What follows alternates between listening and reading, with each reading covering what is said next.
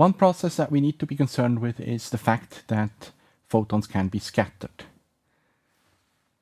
So let's look here at a sphere that's filled with water and 99 technetium, metastable technetium, and it's got holes in here. So there are holes. These holes do not contain radioactive material.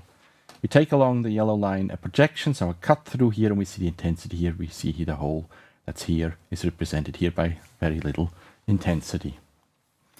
This measurement was done by only measuring photons at 140 kiloelectron volt. Here are the holes I want to point out. Now, if the measurement is done at selecting only the photons at 104 kiloelectron volt, we no longer see the holes. They're gone. And if we take at the same position the projection through, we cut through the image here, we no longer see this hole that we've seen here. So it's gone. This effect is similar to the scattering that we have discussed for X-ray imaging, for computed tomography imaging, that increased scattering increasingly masks the contrast. Now, most scattering at these photon energies is done by Compton. And so we have a relationship between the initial energy of the photon, that we know, for technetium it's 140 kiloelectron volt. The measured energy of the photon, that, as we have discussed with scintillation, we can measure the photon energy, and the angle by which the photon has been scattered, that's theta here. All that we need to do, in theory, is to measure the photon energy of the detected photon, and with that we can identify scattered photons. Now, a word of caution here, this process is not precise. But let's look at the situation on the left. We have 104 kiloelectron volts. So if we look at 104 kiloelectron volts, starting out with technetium 104 kiloelectron volts, here's 102. That corresponds to a scattering angle of 110 degrees. So if we measured here, essentially all the photons that were scattered by 110 degrees. And so this is a fairly big angle, and therefore we lose the original contrast of the image. What is the signal that we detect? We have here on the horizontal axis the energy of the photons that we've measured and the intensity, number of counts, on the vertical axis here. Now we'll plot the primary peak. So that's what we would essentially want to measure. That is the photons emitted at 140 kiloelectron volt. And then we have the scattered events here. Those are the orange dashed line. Those are the photons that have been scattered. And in reality, what we are measuring from our object is a signal like this. We have the primary, the true counts, the non-scattered photons, and then we have all the scattered photons that are obviously at lower energies when they are being scattered. And so our total signal has this shape here that is not just this nice primary peak, but has a distribution. So this is the total intensity that we're detecting. So the images that I've shown you here, bordered in red, it's been taken from what is called the photopeak window. So that's centered on the primary signal here at 140 kiloelectron volts, and the blue image here at 104 kiloelectron volts, that was centered on the scatter window.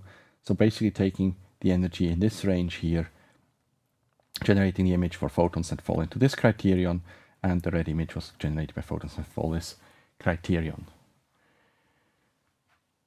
So this allows us to eliminate severely scattered photons. Not every scattered photon, as we shall see shortly, because we do not have a perfect energy discrimination. It's very hard to distinguish a 140 kiloelectron volt photon from a 139 kiloelectron volt with the technologies discussed in this course. To illustrate a bit more the processes that happen in the body as well as in the scintillation crystal, I want to go over the process that contributed to the scintillation light spectrum. We're looking here at a sodium iodide, thallium-doped sodium iodide crystal, and we're taking cesium-37 here as an example. This is at 662 kiloelectron volt. And this is what you get in the datasheet. It's not a very clear single scintillation peak. So what happens in the crystal? We're going to look at different events in the crystal. This will be plotted here, and we're going to look at how much intensity this produces. Now first here we have at 662 kiloelectron volt, we have the primary peak.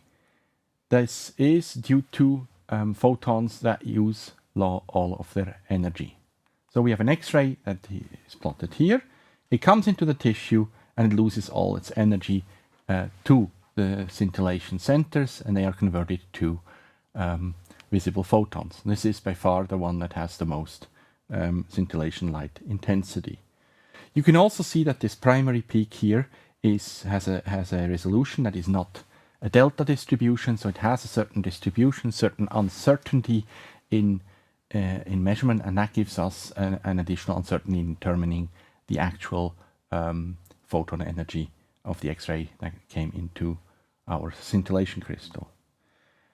The second event that's characteristic here is the Compton distribution. This is light from Compton events, and these are subsequent Compton events where the secondary photon has escaped the crystal.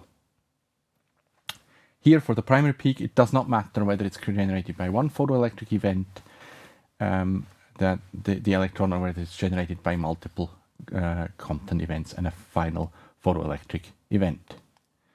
So here we have Compton scattering, so we have reduced energy. We're not seeing all of the energy of the X-ray, and so we have, this is one case where the secondary photon has escaped, or here we have had Compton scattering in the crystal and we detect the energy here. So this gives us this range of energies that we are detecting in the Compton distribution. Then we have this point here, which is called the Compton edge. This corresponds to the maximum energy of the recoil electron. So if the photon is backscattered by 180 degrees, it produces a recoil electron, and this is the maximum energy. So here's the X-ray comes in, it bounces the recoil electron out of its bounding, and that electron then produces the secondary scintillation electrons. And finally, we have also the event of the backscattered photon. So the photon that's scattered by 180 degrees that we are detecting here, and that's the backscatter peak here, this characteristic. So all in all, we have a fairly complex process of a number of events in the scintillation crystal that produce a signal in the crystal. So here is the event that produces the backscatter photon. Here will then produce another event here, and this energy produces scintillation photons. So with that, we have talked about energy discrimination. This will be important, especially for next week. We've talked about attenuation correction, some processes that we will be revisiting next week. And this essentially concludes the elements of the emission computed tomography section of this course. I've briefly alluded to that the official term for emission computed tomography is actually SPECT. It's single photon emission computed tomography. And this is a basically taking into account that we're looking here at nuclear decay processes where the result of that is the production of a single X-ray. So this means what one does, one measures single photon emitters. They are injected into the subject. We use collimation to ensure X-ray directionality. So the principle here is once we know the direction of the X-ray, and once we have it recorded along rotating projections, then we can reconstruct with back projection. For SPECT, for emission computed tomography, absorption is undesirable. It's a parameter that we need to consider or try to eliminate. We have photon energies for the tracers, for the photon emitters. They are comparable to the photon energies used for CT scanning, so it is actually not surprising that the industry standard for SPECT is becoming increasing, or has already become SPECT CT. You combine the two techniques in one because the detection process is essentially the same for both. So this summarizes the essential features of emission computed tomography. As to the cost of the scanners, it is more expensive than a CT scanner. This of course varies by country and so on, so I will not give any specific numbers here, but it is a more complex and expensive technology than CT scanning. So here's an example of a cardiac scan. This is in a mouse. So we have the rib cage here. This is the CT scan. So it gives us the anatomical location, and now we can see the heartbeat here. Now, how has one been able to obtain images where one sees the heartbeat? The scanning process, measuring the emission computed tomography signal, takes minutes. So how can we actually separate out the heart beating? Now, this is a pseudo resolution image, and what is being done is, while the images are being acquired, each of the projections, at the same time the ECG signal of the heart is being recorded, and the slices are time locked to the heartbeat, and then they are reconstructed for each of the cycles in the heartbeat at the same time, and this gives a separate reconstruction, and then you produce the images and you loop them through, and this gives you the impression of looking at a heart beating in real time. It's not in real time, but it gives you an idea of how the uptake of the tracer varies with the beating heart. Here's an example from the human torso. So we have the filtered back projection image, we have the image with attenuation correction, and we have the image with attenuation correction and collimation. This is what we're getting here. So that image, that's just a blob, that's the SPECT scan. It's nice to know that we have a high uptake, but where is it exactly? And so the SPECT CT, combination of CT, here's the CT image with the SPECT at the same time, allows us to fuse the images, and we can actually have an idea of where this high uptake area is exactly in the body. And this is far more useful than just looking at the uptake itself.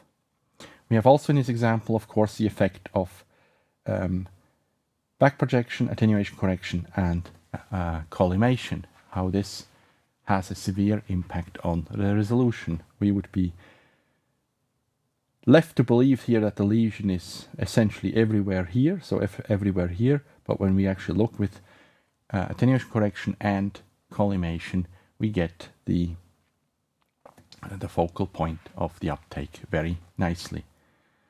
And finally, the last example that I want to discuss here is this rotating image of a pancreatic tumor in a mouse. So this is again a fused image, so we have SPECT and CT together. The grayscale shows the skeleton that's been measured with CT. The color scale shows the uptake of the single photon emitter, and here we see the big blob here at the bottom. That is the pancreatic tumor that has been developed in this animal model of cancer. So this concludes the emission computed tomography lecture for this week, and we will next week go on to its sister technique, that's positron emission tomography.